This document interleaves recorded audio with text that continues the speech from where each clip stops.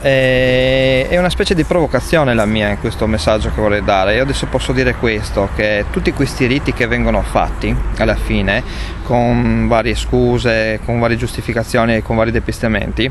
se loro credono che questo possa funzionare, funzioneranno fino a un certo punto, poi arriverà il momento che non funzionerà più, che si sta avvicinando, perché potrà funzionare solamente per chi ha il potere di essere nella parte d'equilibrio, quindi che riesce a prendere il bene e il male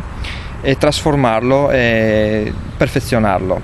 Per fare questa cosa qua non è necessariamente che bisogna essere dei figli di Dio, né tanto meno aspettare un figlio di Dio, perché diciamo che i cosiddetti figli di Dio siamo già qui.